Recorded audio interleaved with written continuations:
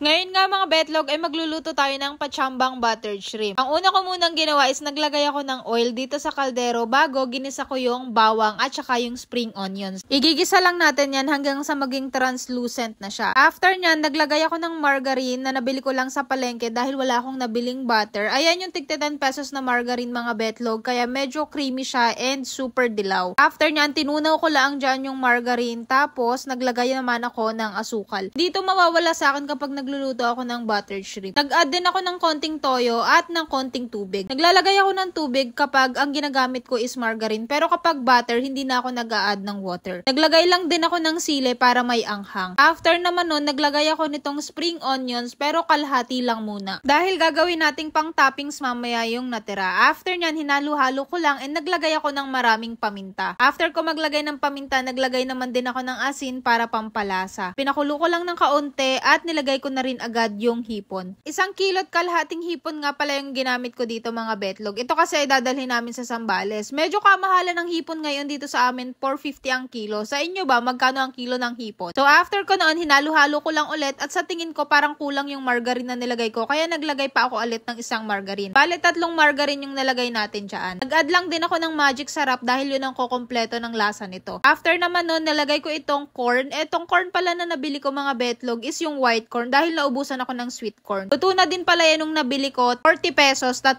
peraso na. Hinati-hati ko lang sila sa maliliit. After ko mailagay yung corn, pinakuluan ko lang ng super bilis and naglagay na ako ng lemon. Importante pala mga betlog na hindi ma-overcook yung ating hipon dahil mahirap itong balatan kapag na-overcook and tumitigas din yung laman niya. After ko mailagay yung lemon, hinango ko na rin ito agad dahil ipapasimmer naman natin itong sauce. Dadagdagan din natin ito ng konting timpla para naman masarap-sarap. At dahil nga pachamba ito, nagtry ako maglagay ng ketchup. Dati ko na itong ginagawa pero hindi sa buttered shrimp. Alam niyo yung hipon na may toyo at asukal lamang. Tapos nilalagyan ng ketchup. Ganon yung ginawa ko dito. After naman nun, nilagay ko na din yung kalahating natira na spring onions and ipapasimmer natin ito hanggang sa mag-thicken. Kapag ganyan na yung sabaw niya, pwede na siyang hanguin at binuhos ko na lang ulit siya dito sa aking hipon na nilagay ko na sa Tupperware. Ito yung hipon na dinala namin sa Zambales at kahit nga pachamba ito ay nagustuhan naman ng mga kaibigan ko. O magluto na rin kayo!